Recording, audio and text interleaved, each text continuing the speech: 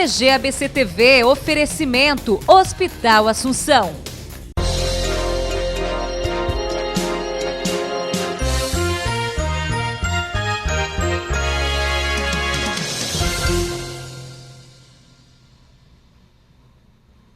Olá, gente, estamos iniciando a 10ª edição, parece que foi ontem, hein, o primeiro, a 10ª edição do Diálogo Aberto aqui na sua emissora de TV do Diário do Grande ABC na internet. E hoje nós vamos voltar a falar de economia, nada mais lógico, porque o Brasil passa por um processo de recessão intolerável para muita gente e o Grande ABC particularmente vive uma situação muito pior ainda, porque nós somos o centro nervoso da produção automotiva.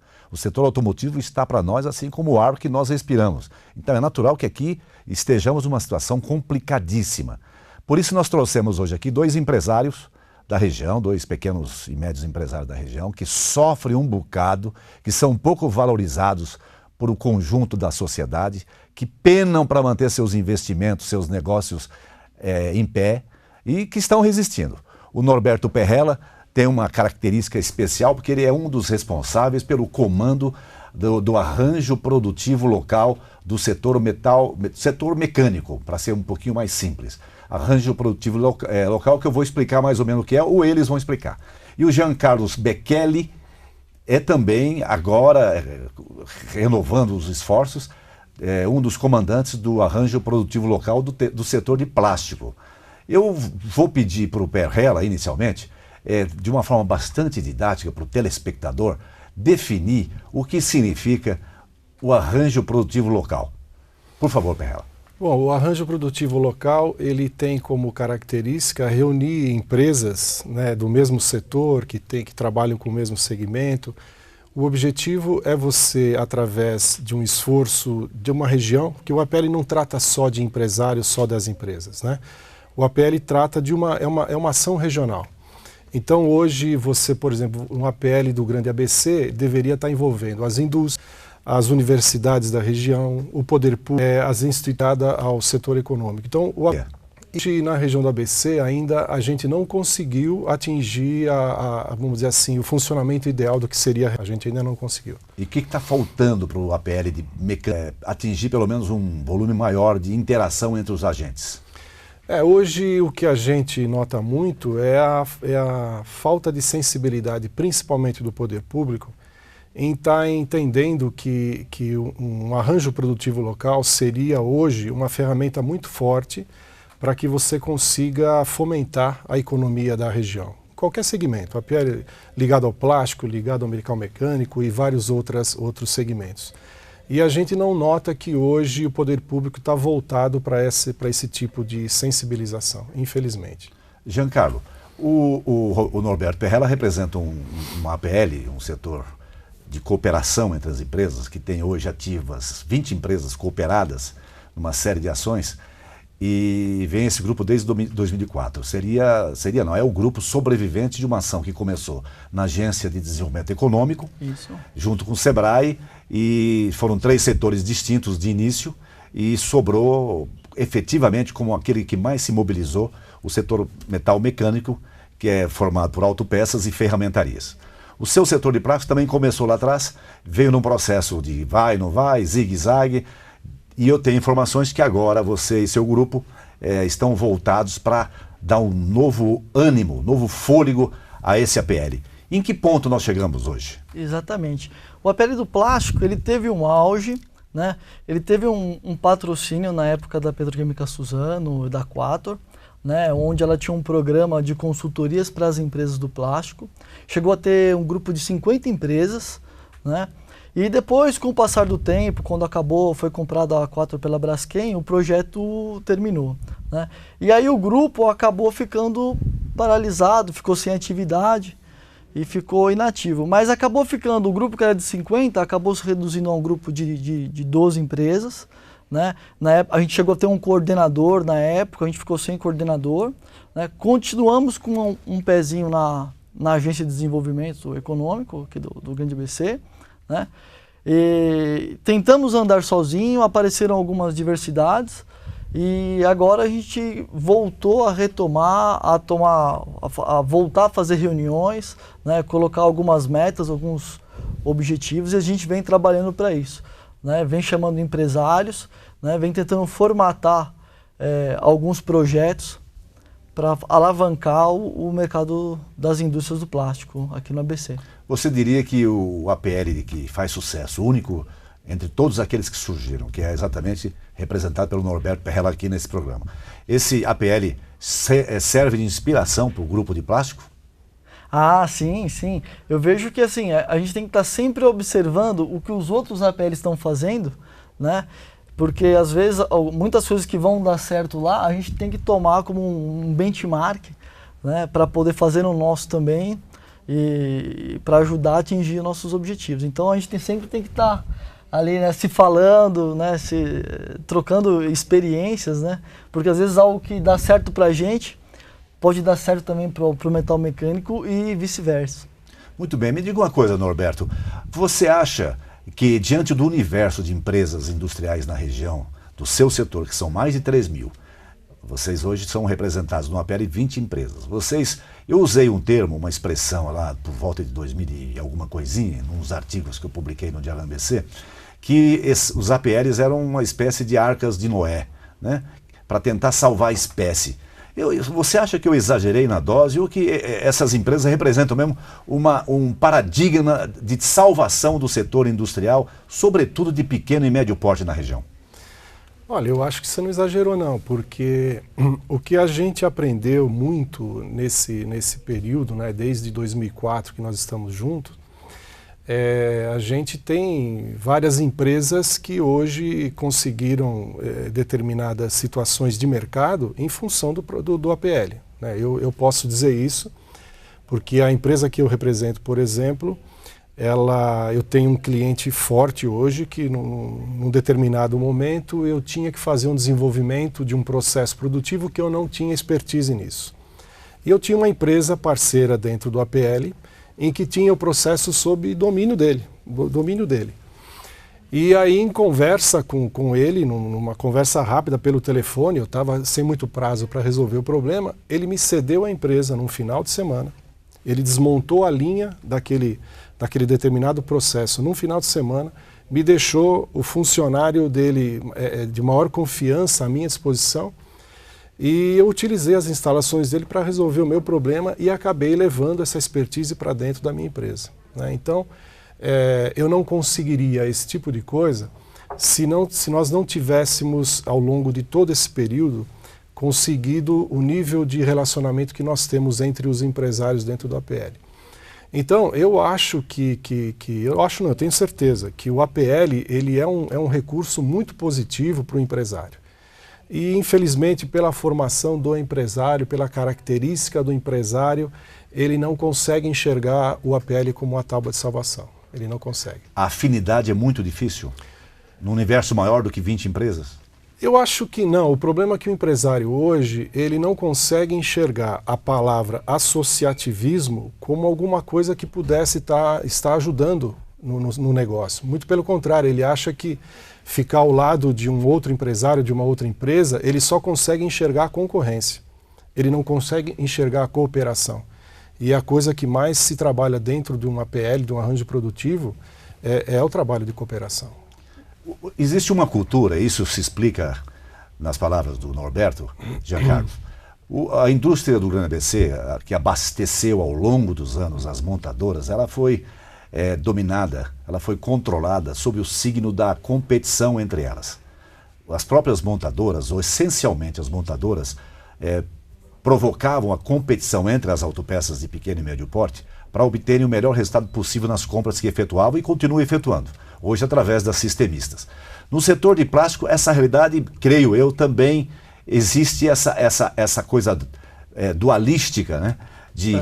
De cooperação de um lado e competição do outro, o que seria uma competição, né? No sentido moderno da expressão. Continua existindo mais competição ainda do que cooperação? Interessante, né? Entrar no grupo do APL é uma grande quebra de paradigma, né? Porque imagina você e o seu concorrente, já aconteceu comigo exatamente o que ele falou. De repente ele a empresa dele entrou na empresa de uma empresa que pode ser um concorrente dele, né? e se beneficiou com isso. Né? Quando você não é do APL, você tem uma visão e fala assim, nossa, isso nunca vou deixar acontecer, porque o outro é o meu concorrente. Mas quando você é um membro do APL e deixa esse paradigma de lado de competitividade, de concorrência, claro que eles vão ter, só que quando você está num grupo, né, que é um time, você vai acabar recebendo experiência e passando experiência, né, para se fortalecer. Há uns anos atrás eu peguei um projeto que eu não tinha capacidade de fazer totalmente.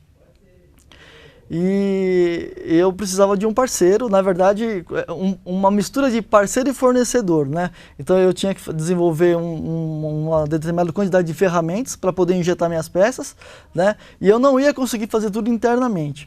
E aí um membro do APL me ajudou e fez metade das ferramentas e eu fiz metade. E eu levei o meu cliente na empresa dele para poder visualizar o trabalho que estava sendo feito. Imagina você, um empresário, levar o cliente dele no concorrente, né? Para isso você tem que ter muita confiança, né, na empresa do APL. Mas quando você fala em um grupo de APL, é uma outra filosofia e é muito difícil, né? Por isso que os grupos não são tão grandes, porque é difícil, até dentro do APL, né, leva um tempo para o pessoal trabalhar, todo mundo alinhado, e de repente, puxa, o cara que faz a mesma coisa que você, em alguns momentos ele vai te ajudar, em outros momentos você vai ajudar ele, né? Por isso que isso faz toda a diferença. Né? De repente, no momento de crise, a gente está com 2.000 problemas, mas quando você tem ali outras 10, 15, 20 empresas do seu lado, no mesmo barco, né? Fala assim, ó, puxa, e aí, marca, né? O que vocês estão fazendo? Não, a gente está fazendo isso. Então, tem a competitividade? Tem. Só que quando você está num grupo, você tem que pensar diferente para trabalhar com ele. E quando você está lá dentro, essa ajuda, essa colaboração entre um empresário e outro, né, fortalece o sistema. Muito bem. Norberto, me diga uma coisa. É muito mais difícil disseminar o conceito de APL para um grupo maior de empresas, né, multiplicando o número de participantes, ou é mais difícil ainda sensibilizar o poder público para a realidade do pequeno empresário do setor industrial na região? Olha, as duas coisas são probleminhas de gente grande, né? Não é tão simples assim. Mas eu vejo que se você consegue formar um grupo de empresários, um grupo coeso, né, um grupo que participe de uma APL de maneira correta, você consegue ter um pouco mais de segurança, um pouco mais de argumentação para você poder chegar ao poder público, né? E a gente conseguiu várias alternativas em termos de processos, em termos de pedidas que nós fizemos, mas se você não tem um grupo coeso, você não consegue isso. Então eu acho que o mais importante, eu não sei se não é fácil, mas eu acho que o mais importante seria você ter um grupo coeso de empresários fazendo parte disso daí. Giancarlo, quais das virtudes do APL de metal mecânico, de ferramentaria e de autopeças, qual dessas virtudes que você está mais de olho para agregar ao seu APL de plástico? Eles têm várias. Por isso que eu sugeri a The Best, justamente para dar uma dimensão da situação. Olha, algo que eu gostei e achei que é interessante é que eles dividiram APLs em várias frentes. Então, é muito difícil você fazer uma reunião para definir alguns objetivos com 20 empresários ao mesmo tempo, cada um querendo falar alguma coisa. Então, quando você divide, então, de repente, olha, 3, 4 vão fazer um departamento, outros 3, outro departamento, e aí você tem frentes de trabalho, o grupo se divide em subgrupos, né, para poder definir objetivos e depois passar para o restante do grupo. Essa estratégia que eles usaram, eu acho que é o que a gente tem que buscar fazer também para poder, né, ter um sucesso maior e conseguir uma meta num tempo menor. Então, nada melhor que o Norberto para contar de uma forma bastante sintética, vamos dizer assim, qual foi o pulo do gato para que esse grupo conseguisse resistir e hoje contar com 20 empresas e numa perspectiva aí, diríamos, otimista de aumentar o número, né? Quais foram os pontos principais? Eu acho que o principal de todos eles, Daniel, sem dúvida nenhuma, foi a questão do que nós conseguimos fazer com o empresário desse grupo. Quando o processo começou lá atrás, ele nasceu de uma ideia dentro da agência de desenvolvimento. E ao longo do tempo, a agência era mais ou menos a gestora desse projeto. Tá? E vamos dizer assim, do período de 2004 até 2006, mais ou menos, a coisa patinava, não se via resultado, era reunião em cima de reunião. O Plástico participava junto com a gente nesse período e a gente não via muito resultado. Tinha empresário que muitas empresas entraram e saíram, outras novas entraram, saíram novas empresas, até que quando chegou em 2007, foi um período em que a secretaria da agência mudou e quem passou a comandar a secretaria foi um empresário, Fausto Sestari. Então a coisa já começou... Então a visão foi mais pragmática. Exatamente, foi uma visão, se sabia como é que era a visão do empresário para aquele tipo de negócio. Em 2007 nós fizemos o nosso primeiro planejamento. Se me permite um comentário, essa solução é de uma obviedade tão grande que a gente fica estupefato quando descobre que não era assim. Exatamente. Porque o comando da agência muda a cada 2 anos, né? Você deve conhecer. Sem dúvida. Então, é um rodízio que é improdutivo. Exatamente. Em 2007 nós fizemos o nosso primeiro planejamento estratégico. Nós contratamos uma empresa de consultoria que era muito voltada à área de RH. Nada a ver com vamos dizer assim, com o chão de processo, fábrica, que era preocupação. Uma estratégia. Né? Processo, capacitação, aquelas coisas. Não, era uma empresa especializada em RH. Bom, aí a primeira coisa que ele quis saber foi conhecer os empresários. Entrevistou individualmente todos os empresários que faziam parte do APL para conhecer o material humano com que ele estava mexendo. Nós ficamos fora da região um final de semana por 3 dias dentro de um hotel. E lá dentro desse hotel, coordenados por essa consultoria, nós fizemos um planejamento estratégico. A partir daí, e lá que nasceu o grupo que buscava, seria o grupo gestor daquele APL, um grupo que organizava, coordenava tudo.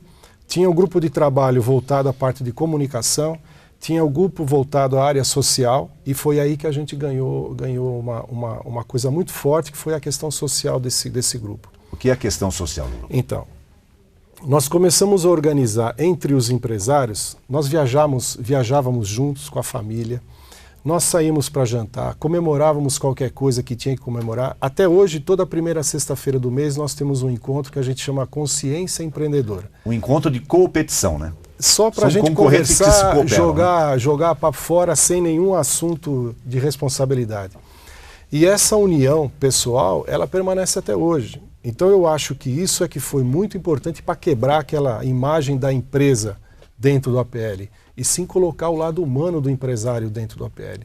Foi isso que eu acho que foi o coração para que isso tivesse aceso até hoje. Você diria então que esse grupo de empresas do APL, eles reúnem, esses grupos, essas pessoas reúnem qualificações para aquilo que se chama de capital social. Exatamente. Que é o que falta para o grande ABC. Exatamente. Em todos os setores existe um vácuo nessa relação interpessoal, essa relação profissional ligada ao pessoal. Muito bem, nós voltamos daqui a pouquinho com o segundo bloco e vamos em frente porque tem muita coisa importante para falar ainda.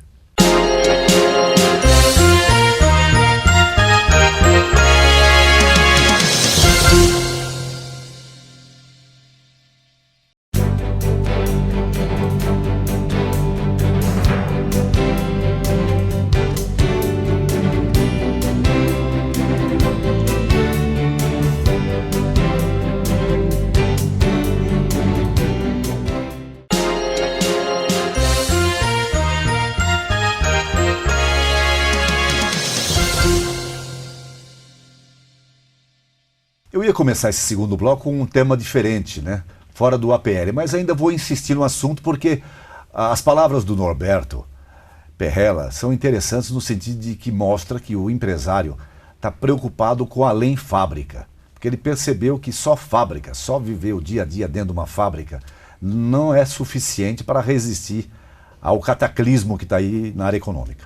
Eu diria, Giancarlo, entre os aprendizados que você diz que está tendo com o sucesso do APL mecânico, levando-se em consideração que os outros APLs desapareceram do mapa e você está ressurgindo com o plástico, essa evolução no sentido de valorizar o capital social, da aproximação dos empresários, familiares, até trabalhadores, como nós vimos aí naquela manifestação dos 300, que trabalhadores também foram às ruas pela primeira vez junto com empresários para protestar contra os que está aí, que todo mundo sabe.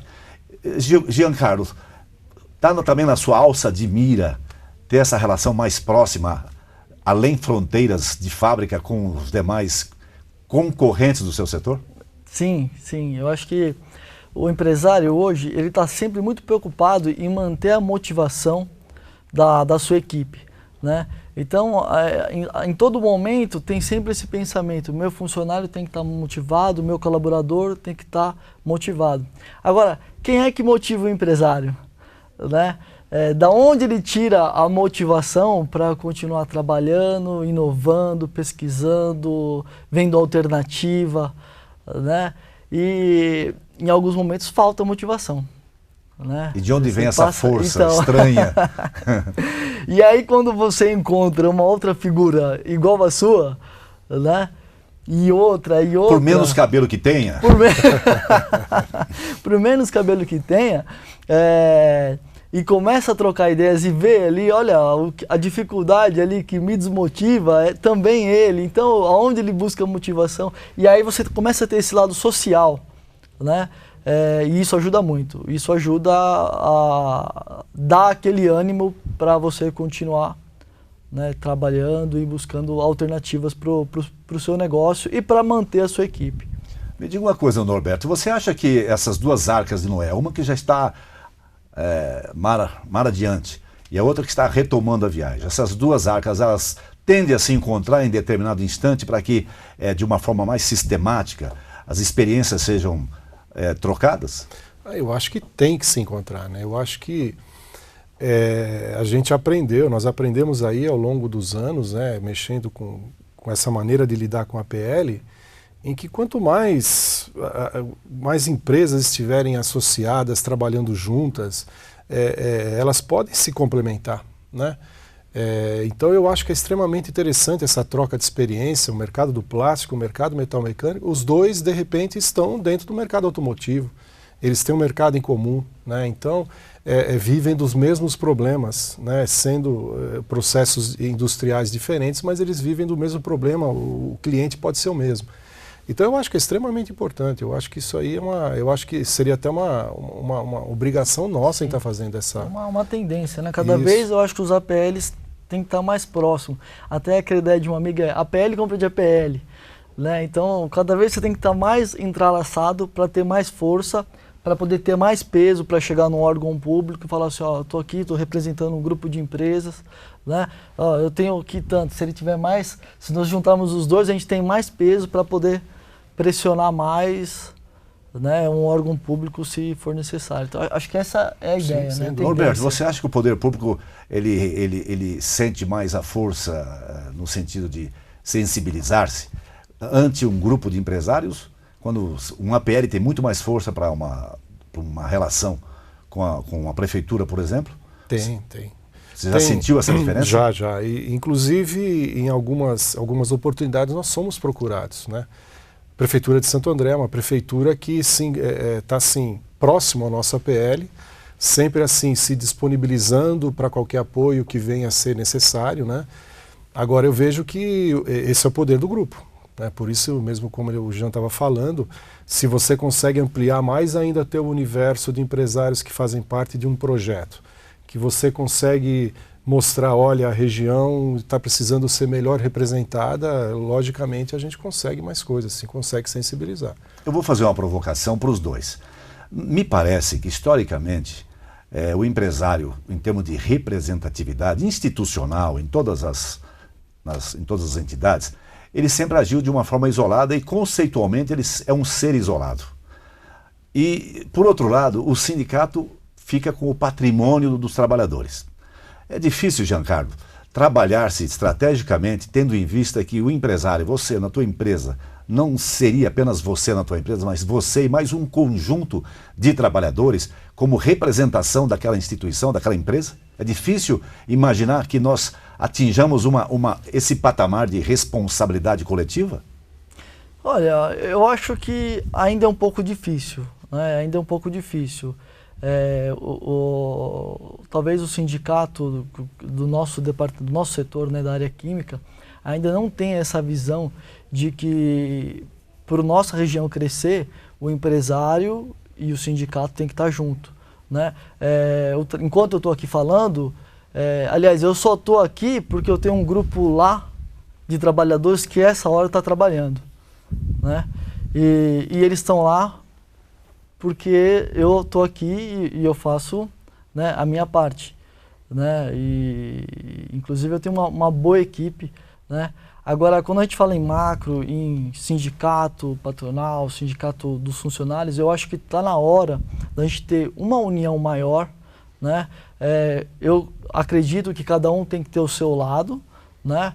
Porém, os dois lados eles têm que estar juntos ali, porque hoje o nosso concorrente não é mais o da esquina, não, o nosso concorrente é o mercado chinês, é o mercado mundial, né? Então, enquanto você não tiver uma união para poder brigar pelas necessidades que a nossa região precisa, né, tudo fica mais difícil, né? Eu acho que talvez os sindicatos metalúrgicos estejam muito mais próximos hoje das empresas metal mecânico do que o químico do plástico, né? Isso tem que começar a melhorar, né? Nós temos que começar a andar mais próximo, né? Ninguém melhor que o Norberto para falar sobre a realidade da relação capital-trabalho no setor metal mecânico. Essa absorção, no bom sentido, do trabalhador pelo empresário, como representação da empresa, e não uma coisa separada, como nós temos historicamente na região. Você acha que isso é uma loucura filosófica? Não, eu acho que não. Eu acho que já houve uma separação maior, né? Eu acho que uns anos atrás, vamos dizer assim, que o PT não estava no poder, os sindicatos eles exerciam um papel, além de defesa da categoria, também um trabalho de antagonismo quem estava no poder. Hoje eles estão no poder, então a coisa hoje amenizou. Outra coisa também, hoje a qualificação da mão de obra mudou muito de uns anos para cá. Em que sentido? No sentido de você hoje ter um funcionário teu dentro da empresa que não é raro hoje você encontrar um funcionário trabalhando dentro de uma ferramentaria, dentro de um setor produtivo que esteja na universidade, né? Então hoje já é um trabalhador mais orientado, com um nível cultural maior do que ele tinha, então tem um pouco mais de dificuldade também para o sindicato tentar impor certas coisas nos seus representados, né? E também fica um trabalho, vamos dizer assim, quando você faz uma coisa representando a empresa, no sentido de estar também defendendo o capital, a mão de obra, como na crise que nós estamos vivendo hoje, eles conseguem enxergar isso com muito mais clareza. Então é uma coisa muito mais próxima. Eu não tenho tido dificuldade nesse sentido no dia a dia, não. Giancarlo, o Norberto quis dizer, e disse claramente, melhor dizendo, que hoje o trabalhador é mais crítico em relação à própria ação do sindicato de trabalhadores. Você sente isso também no setor de plásticos? Olha, realmente, hoje você tem um nível de funcionário intelectual maior do que era há 10 anos atrás, 15 anos atrás, né? A impressão que ele tem em nível de funcionário realmente é o que acontece no setor do plástico também, né? Hoje é raro o funcionário que entra e não quer estudar, se não está estudando, quando tem uma faixa etária mais nova, assim, né? Dos 18, 25. E com isso, ele tem uma opinião formada mais crítica, né? E às vezes a gente vê até funcionário que fala, não, eu ainda vou ter a minha empresa. Então hoje você tem... Você acha que esse cara precisa de uma internação, não precisa não? Tudo parte de um sonho, né? Mesmo que esse sonho seja meio loucura, né? Ou pesadelo, né? Ou pesadelo. Então, realmente, as pessoas hoje têm uma forma de vista, um ponto de vista, né, mais focado. Né? E você vê isso, né? Porque quando o cara perde o emprego, ele vai no mercado e olha lá e fala, putz, olha, a empresa que eu trabalhava, fazia um produto desse daqui. Hoje, olha, é o mesmo aqui, só que ele vem da Coreia, vem da China, vem da Índia, assim vai. Né? Roberto, você acha que o recado que vem da Ásia, então, é a melhor pedagogia para que a relação capital-trabalho na região tenha uma configuração evolutivamente diferente? Precisa ter, né? Porque hoje não existe mais, bom, isso nunca existiu, mas a nossa concorrência hoje, ela está muito externalizada, a coisa está muito próximo de casa, né? Ela está muito, é o nosso vizinho, não é mais o teu vizinho, o teu concorrente, né? Hoje você tem concorrente pelo mundo todo. E se isso não for enxergado pela classe trabalhadora também e se envolver nesse movimento que tá acontecendo na região, no sentido de entender que algo precisa ser feito em prol de um todo e não para o empresário. Não é o empresário que está sendo defendido nessa hora, é a instituição empresa, que é ela que dá o emprego para essa mão de obra, né? Eu acho que isso tem que atingir essa maturidade, porque senão o Brasil, não sei o que vai virar. Não sei o que vai virar. Giancarlo, esse programa de proteção ao emprego, o PPE, serve para a sua empresa? Não serve, não. Eu não consigo... Hoje a minha empresa tem por volta de 30 funcionários, né? Esse programa não atende uma empresa de um porte de 30 funcionários. Né? Vai ser bom para uma empresa acima de 100 funcionários. Né? A gente tem que buscar outras alternativas. E se servisse para a tua empresa, mesmo com 30 funcionários, a tua empresa estaria habilitada a passar por aquele processo de seleção que envolve questões fiscais e outras mais? Olha... Ou você está entre a grande maioria dos empresários da região que deve ir para o fisco porque não tem condição de resistir às avalanches econômicas? Não, a gente estaria.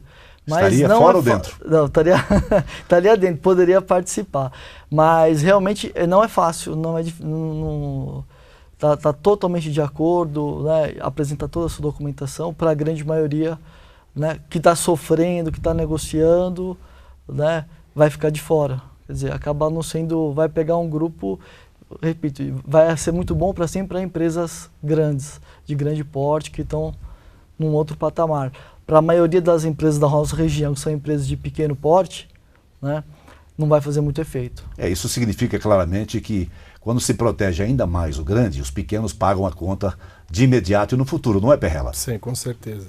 A tua empresa estaria habilitada hoje para participar? Estaria habilitada, sim. Quantos funcionários tem?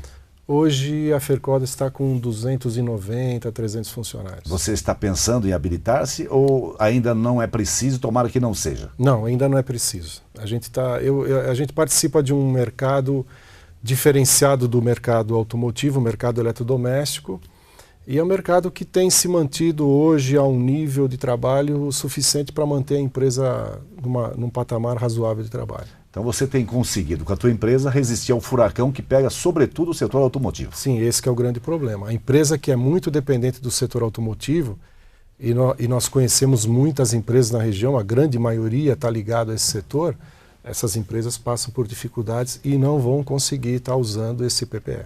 E como você conseguiu fugir da corrida unidirecional do setor automotivo? Como você pegou o viés de eletrodomésticos? Então, eu diria assim, que foi um momento, não sei se eu posso dizer sorte, né? Aquele tal negócio, né? Nós trabalhamos hoje com um processo de conformação mecânica e nós fomos procurados pelo mercado eletrodoméstico final dos anos 80. E de lá para cá nós começamos a atuar com os grandes fabricantes de fogões, né? Mas um grande diferencial hoje que eu vejo no mercado para aquilo que nós fazemos é que no início dos anos 2000, 2001, 2002 mais ou menos, a Fercoda decidiu investir na fabricação de um produto, que é o queimador do fogão. Então a maioria das bocas... Especializou-se num produto. Isso, nós temos um produto Tem a hoje. vantagem e tem a desvantagem, né? Tem. Agora você Os chineses não descobriram esse nicho ainda? Ainda não. E vamos falar baixo para que eles não descubram, né? Mas, então hoje nós temos um trabalho diferenciado em que nós substituímos parte da engenharia do fabricante de fogão oferecendo uma solução, que é oferecer o queimador funcionando. Antigamente nós fazíamos a peça para o fabricante. Hoje nós entregamos Participa a da solução. engenharia, no Exatamente. Então foi um me permita, diferencial. a dependência dessa empresa, o teu cliente é um só ou são vários? Não, são vários, são vários. Você não tem, todo o mercado qual de que, fogões. o cliente que mais representa em termos de faturamento da tua empresa, sem dizer nome, quantos por cento que é? Do faturamento? É. Hoje ele deve estar representando em torno de uns 25%. É a margem de segurança, vamos dizer assim. Eu diria que sim. Já foi maior. Nós conseguimos diluir essa Sem participação. perder a receita. Sem perder a receita. E você, Giancarlo, tem um grande cliente que amanhã, se ele ficar resfriado, você entra com um pedido de internação, ou você está equilibrando-se em cima de um grupo razoavelmente grande de clientes? Na verdade, eu tenho um cliente que é uma empresa muito grande, não é automobilística, é do ramo da embalagem, né, que representa aí por volta de 20%. E é claro que se ela pegar um resfriado, eu pego também. Né? Mas a gente sempre teve como estratégia, como eu não tenho um produto próprio, né, e eu faço componentes plásticos, sempre ter um mercado diversificado. Então, no passado, a gente atuava num mercado muito pequeno, só de produtos, só de peças de lazer. É só mudar o molde e mandar bala, é isso que você quer dizer? Mais ou menos isso. Acaba sendo uma... De forma simplista. Na verdade, esse é o... Eu quero dizer assim, você pode redirecionar o seu produto para determinados clientes. Exatamente. Então, cada cliente vai comprar um tipo de produto, vai ser um tipo de molde, a máquina é a mesma. Né? E uma alternativa para não sofrer esse impacto foi a gente começar a atuar em mercados diferentes. Então, material elétrico, industrial, embalagem de produto alimentício, né? Algumas peças de puericultura. Então, a gente buscou alguns mercados diversificados, né? E não tem nenhum que represente mais que 25% para você? Não, nosso maior é por volta de 20%. Eu tenho... Você está imitando bem o Norberto. A gente tem... Não é só no APL não, né? É como ação corporativa também. No passado, a gente já teve uma empresa que representou quase 40%. E ela foi diminuindo com o tempo e com o tempo ela acabou fechando. E isso abalou muito, né, a nossa estrutura. E aí a gente começou a diversificar e falar assim, opa, esse erro eu não cometo mais. Não se colocam todos os ovos no mesmo cesto. Né? Quando um cliente acaba crescendo muito, você acaba indo, a empresa pequena indo no vácuo, né? Indo no vácuo, né? E quando ela cai, o tombo é imenso. Exatamente. Né? E o pequeno sempre vai estar embaixo, em cima, o grande vai cair em cima, vai machucar mais, né? E a gente buscou essa estratégia. Né? Então, para sobrevivência. E a gente até fica interessante por ser em vários mercados, né? Então, às vezes, um mercado em um mês cai um pouco mais, né? Então, por exemplo, a gente faz peças para lona de caminhão, então é transporte. Então, a gente percebe que às vezes carroceria de caminhão cai um pouco, né? Contrapartida, outro mercado foi bom esse mês. E assim eles vão. Agora, óbvio, a gente percebe que do ano passado para cá, nos mercados que a gente atua, todos eles diminuíram um pouco. Não tem nenhum que cresceu. É o efeito Dilma Rousseff, né? Voltamos daqui a pouquinho com o último bloco.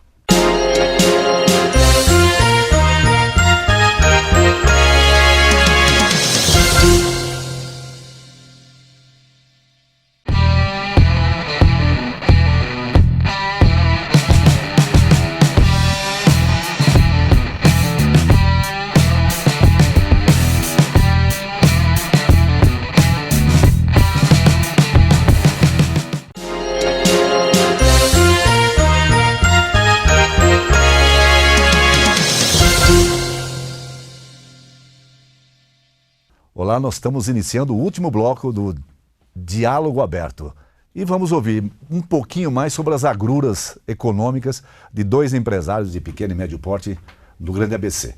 E coincidentemente, por essas coisas que a gente não imaginava, porque o Grande ABC respira setor automotivo, nós temos dois representantes industriais que não estão ligados diretamente ao setor automotivo. O Giancarlo é do setor de plástico, ele tem uma dependência quase ínfima do setor automotivo, e o Perrella, o Norberto Perrella, depende pouco, um pouquinho mais, e é pouco, do setor automotivo. Então, supostamente, os dois não teriam problemas para dizer o seguinte: nós estamos bem, o país está em crise, mas nós conseguimos tocar bem os nossos negócios. Não é exatamente isso. Eu, conversando aqui nos bastidores com o Perrella e com o Giancarlo, descobri que o Perrella tem uma queda de receita nos últimos 12 meses de 20% e o Giancarlo de 15%. O que eu pergunto, e ele não imaginava que eu fosse perguntar, é o seguinte: vocês acham que esses seus 15, Giancarlo, e seus 20, Perrella, são o limite máximo ou é possível que caiam mais esses índices? Primeiro o Giancarlo. Não queria dizer isso, né? Mas a gente tem chance de diminuir, sim. Tem chance de cair mais, né? De diminuir o faturamento. Você está sentindo isso? Eu estou. Apesar de ser sempre otimista e achar que o segundo semestre, que é o nosso caso, que historicamente o segundo semestre é sempre melhor, né? Mas o que a gente vê nos clientes de mercados diferentes que a gente atua, né? Fora da automobilística, todos estão no mesmo caminho, estão um pouco preocupados, né? Poucos são aqueles que estão investindo, né, em novos produtos. Existem sim algumas empresas que a gente fornece que estão, mesmo com a crise, estão montando e desenvolvendo novos produtos. Preparando novos produtos. Exatamente, você quer dizer. para poder, exatamente, para colocar no mercado para o segundo semestre. Quando a situação melhorar. Sim, tem produtos que eles entram com a situação boa ou ruim, né? Só que, claro, nunca é a mesma expectativa de quando você está com o mercado emergente. Norberto, você acha que já perdeu 20 em 12 meses? Vai perder mais ou vai conseguir recuperar? Olha, todo mundo está dizendo no mercado que a crise não chegou ainda no fundo do poço. Mas a coisa que eu penso é assim: você não para de ouvir notícias de desemprego, né? As empresas continuam dispensando, o ritmo parece ter caído um pouco, mas as empresas continuam dispensando, quer dizer, e mão de obra desempregada é mão de obra que vai consumir menos. É por isso que nós tivemos essa queda de faturamento, independente de estar atrelado diretamente ao mercado automotivo. É claro que a consequência vai ser queda no consumo mesmo, não vai ter jeito. E o que representa, vocês já nesse período de 12 meses, demitiram funcionário em função dessa queda ou estão segurando aí até com a perspectiva de que haja uma estabilização e uma recuperação? Qual a sua realidade, Giancarlo? A gente fez um trabalho para tentar segurar o máximo os colaboradores, né? Demitimos algumas pessoas, mas poucos, a gente não teve uma demissão grande. A gente tem uma dificuldade muito grande para ter o funcionário. Então a gente faz hoje, do recrutamento até o funcionário passar do prazo de experiência, a gente tem mais ou menos de 18 a 20 para uma vaga. Então é muito difícil a gente pegar um funcionário que tenha um tempo longo, né? E hoje a gente tem esse objetivo de ter funcionários que duram bastante tempo a memória do produto, da empresa, né? Então, a gente tem a estratégia de segurar o máximo, né, antes de dispensar. E você, Norberto? Olha, o ano passado, nós chegamos a ter um número de 370 funcionários, mais ou menos. Agora nós estamos em torno de uns 290 e essa queda se deu praticamente da metade do primeiro semestre para cá. É uma queda proporcional à perda de receita. Perda de receita. Perda de receita e agora, até de lá para cá, a coisa está estabilizada. Mas a gente ainda tem algum receio que daqui para o final do ano tenha um pouco mais de queda ainda. Giancarlo, as montadoras de veículos fazem muito segredo a respeito do custo trabalhista, custo com o pessoal. Mas há especialistas que estimam que a folha de pagamento das montadoras em relação ao faturamento, a receita líquida ou bruta, giraria em torno de 6, 7%. Na tua empresa, a mão de obra, quanto custa da sua receita bruta? Muito mais que isso. Tenho certeza. Muito mais que isso. Passa de 20%? Passa. Se a gente pegar todo o custo da empresa, o que a gente tem de mão de obra chega a quase 40%. E você, Norberto, qual é a relação custo com folha de pagamento e faturamento na tua empresa? Hoje está em torno de 25%. É um número que hoje... Ele é um número mais ou menos médio, né, na indústria de transformação. Do nosso ramo, o ramo metalúrgico, transformação, ele gira em torno de 22% a 30%. O nosso está em torno de 25%. Eu preparei uma armadilha para pegar vocês dois no bom sentido. Com essa diferença brutal entre o custo de trabalhadores numa montadora e nas pequenas empresas, não seria uma incoerência do tamanho de um gigante e de um elefante juntos o governo instaurar um projeto de proteção ao emprego justamente favorecendo as grandes empresas? Giancarlo. Exatamente. Por que não olhar para as empresas pequenas que são a maioria?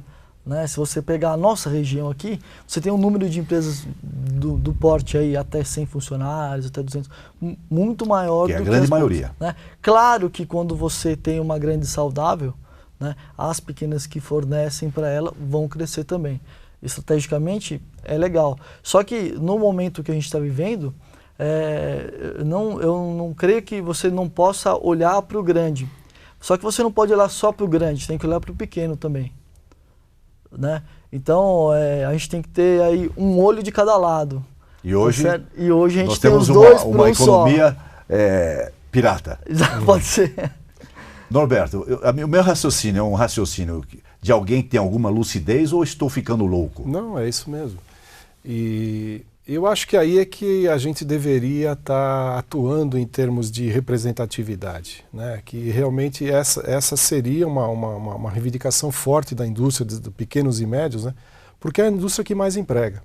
É a indústria que no Brasil hoje, você vê os indicadores, é a indústria que mais emprega. Então, essa indústria, eu acho que nessa indústria é que deveria estar havendo a preocupação da proteção do emprego. Porque na grande a gente sabe que não é bem esse a grande razão pela qual está se fazendo esses PPEs. Né?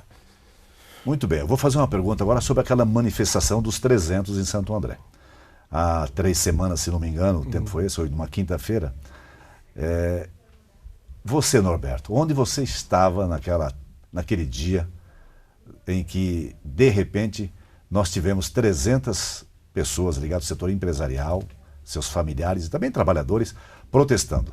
Você estava onde? Estava lá, estava na faixa da frente lá de abertura do bloco. O que o levou a tomar a comissão de frente? Então, na realidade, assim, eu participei do grupo que levantou a bandeira de uma necessidade de se fazer algo na região. Né? Então, algumas entidades representativas, né, na realidade, assim, desde que eu vim para o APL em 2004, eu comecei, uma das coisas que me levou a vir para o APL, o que é? Eu estava cansado de ficar atrás de uma mesa, tá, reclamando dos problemas que eu tinha na direção de uma empresa, e eu decidi, num convite que eu recebi, eu falei, não, eu tenho que participar mais desse negócio aí.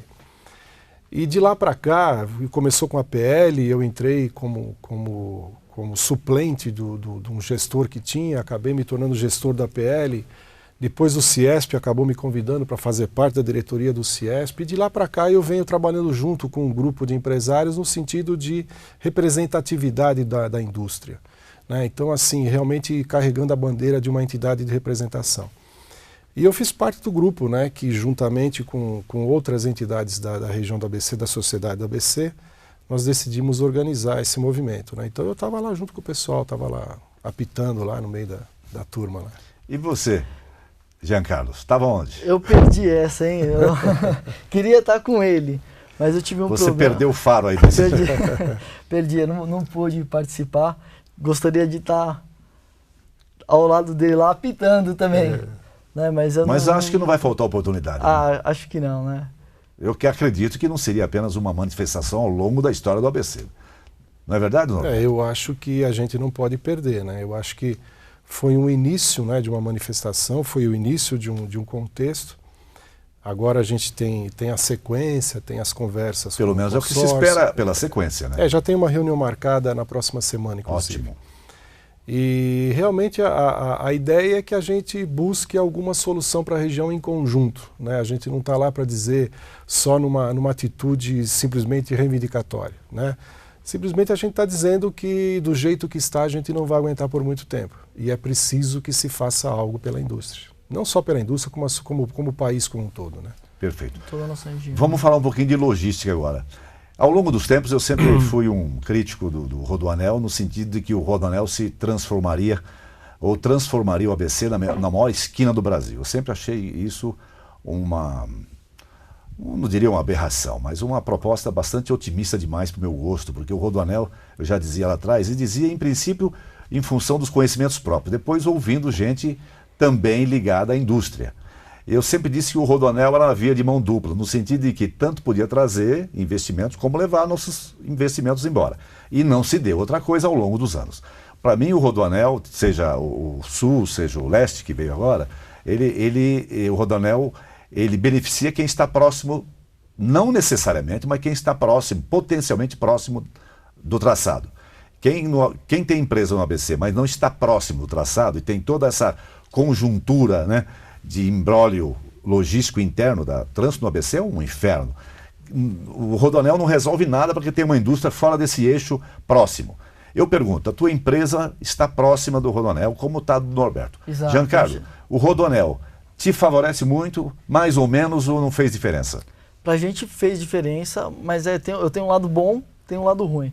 Né? Eu sou um usuário do Rodoanel, eu uso o Rodoanel 4, 5 vezes por semana. Como pessoa física? Sim, e jurídica também. Então, até pelo fato de eu estar do lado da saída de Mauá, do Rodoanel, então ficou muito fácil para visitar clientes que estão próximo da Dutra. Quer dizer, você foge do miolo do ABC, você tem que ir pelas beiradas, sim, é isso? Apesar de um caminho para São Paulo ser muito mais longe pelo Rodoanel do que atravessar a Avenida do Estado e via Marginal, né, o tempo é muito mais curto. Então, para ter clientes mais longe, para a gente foi muito bom. Ganhamos tempo fazendo entregas, né? O lado que atrapalha um pouco é que todo o trânsito em volta da saída ali no Sertãozinho, No né? bairro Sertãozinho e Mauá. Exatamente. Ali ainda talvez tenha que ter uma melhoria no trajeto. Você quer dizer que fizeram o Rodoanel, mas esqueceram do entorno do Rodoanel, é isso? Exatamente. Eu acho que está muito perto. Ali tem que melhorar, né, toda a saída. O Rodoanel ajuda muito, né, para quem vai para fora. Agora, quem está rodando próximo ali, né, eu acho que sofre um pouco, tem que ter... A região ali, em volta da onde passa, onde é a Papa João 23, tem que melhorar um pouco ali, tem que melhorar Quando você fala um pouco, você está sendo generoso ou é um pouco bastante? A gente sempre quer melhorar, eu acho que é um pouco bastante, eu acho que ali tem que... você tem que ter um estudo de engenharia. Perfeito. Né? Não é fácil, a gente sabe que, né, mexer poucas coisas demandam, né, grandes esforços. Você quer dizer que o tempo que se ganha no Rodoanel, perde-se um pouco desse tempo no entorno do Rodoanel para ter acesso. Exatamente. É isso. Então, quem não usa então o Rodoanel, sofre mais ainda, né? Porque não tem esse outro lado bom, esse benefício. E Norberto, você faz das palavras deles a sua ou tem alguma diferença entre uma coisa e outra? O que a gente vê na região, eu também estou próximo à empresa lá do Jean, faltou um pouco de planejamento na região. Né? Então, para receber o Rodoanel. Para receber o Rodoanel. Eu acho que... Também já escrevemos sobre isso, quer dizer, nós já recebemos uma melhoria, sem dúvida, mas sem nenhum planejamento estratégico, sobretudo na área econômica, né? Exatamente, porque a gente estava conversando um dia desses aí, em que... Como a região ela não está planejada, ela não está preparada para receber indústria, tá? O Rodoanel acabou vindo para levar a indústria para fora. Né? Então o efeito foi o reverso. Eu vejo que teve um efeito reverso. Eu tenho números que provam isso. Inclusive, me permita rapidamente, fiz comparações já entre o que representa o Rodoanel no ABC e o Rodoanel que passa na região de Osasco. Lá são 13 bifurcações, 13 acessos, que dinamizou tremendamente aquela região. Enquanto o Rodoanel para o ABC, na verdade, inibiu o crescimento, quando não, provocou uma involução do crescimento industrial. E por isso que eu chamo de falta de planejamento. Não só no sentido de nós não estamos preparados, nós não preparamos a região para estar trazendo empresa, trazendo indústria para cá. Agora está se falando lá em se reservar área para a indústria, mas até que isso venha a acontecer, muita água vai rolar debaixo da ponte. E mesmo planejamento em termos de logística, em termos da mobilidade, de acesso ao Rodoanel, foi muito complicado. Ainda está muito complicado. As empresas que vocês dirigem são próximas ou tem uma distância razoável entre elas? Acho que devem estar uns 2, 3 quilômetros no máximo. 3 quilômetros. Mais ou menos então isso. Vocês enfrentam, em termos de entorno, os mesmos problemas? Ele mais do que eu. E por que ele mais do que eu? Porque, além de tudo, ele está dentro de um local condomínio. Em que eles Você está num condomínio industrial, isso? como se fosse um condomínio, tem uma única portaria, certo. o acesso é difícil. Condomínio improvisado, vamos dizer. e dá diretamente na Papa João 23, que é onde recebe todo o trânsito. Que é a continuidade do Rodoanel. É complicado, lá é complicado. No caso dele. No seu caso, você não está nesse condomínio. Não, eu estou um pouquinho mais para frente, lá indo mais para o Sertãozinho mesmo, mas na saída acaba caindo no mesmo lugar. Quem vai ter que sair da empresa no horário de rush, no sentido de Mauá, que passa na frente do condomínio, vai perder um pouco de tempo lá. Se serve de consolo, no bairro Cooperativo, em São Bernardo, que é semelhantemente próximo do Rodoanel, tanto quanto o Sertãozinho, a situação é mais dramática ainda, porque ali tem um número muito maior de empresas industriais e o sistema viário é muito mais complexo ainda. Então, se vocês estão chorando com toda a razão, imagine o pessoal do bairro Cooperativo. Não, lá é pior. É pior. Isso demonstra claramente que há uma certa negligência do poder público municipal em olhar o setor econômico, empresarial, industrial, com um pouquinho mais de carinho. Eu estou exagerando, meu amigo? Eu acho que não. Eu acho que o que faz crescer um país, o que faz crescer um estado e uma região como a nossa, é a indústria. Um país rico é um país industrializado, né? Então, quem está desenvolvendo o país são as indústrias. Norberto, eu estou exagerando em culpar o gestor público? Ou você sente isso na pele e acha? Eu vivo isso no dia a dia. Você deu um exemplo do bairro Cooperativo em São Bernardo. Nós temos nossos amigos lá do Ciesp de São Bernardo, lá o Itoshi agora saiu, tá o Mauro Miyaguchi e o Cláudio Barberini. Eles tiveram que fazer um trabalho para o bairro Cooperativo, que o bairro Cooperativo não tinha absolutamente nada em termos de telecomunicações, né? Não tinha tiveram que fazer reuniões com o Eletropaulo. Nós também fizemos aqui na DR em Santo André. Tínhamos problema de fornecimento de energia elétrica, queda de energia a toda hora. Hoje, lá no bairro Sertãozinho, onde nós estamos localizados, nós estamos há 4 anos solicitando a instalação de rede de esgoto. Nós não temos rede de esgoto no Sertãozinho. Então, nós estamos há 4 anos tentando conversar com o poder público para tentar resolver esse problema e até hoje nós não conseguimos. Vocês estão vendo porque o programa Diálogo Aberto tem dado uma certa preferência, quase que um eco, um socorro ao setor produtivo, porque essa realidade de dificuldade em obter do setor público a sensibilização para resolver problemas primários, isso é absolutamente vergonhoso para a sociedade regional, porque o setor industrial é que segura as pontas do emprego com qualidade na região. E nós temos dados, fartos dados da perda contínua do PIB industrial da região. Uma das explicações está aí, essa dificuldade imensa dos prefeitos, da gestão pública, em entender que sem o setor industrial é impossível imaginar um grande ABC próspero no futuro. Até a próxima edição. Muito obrigado aos meus amigos participantes desse projeto.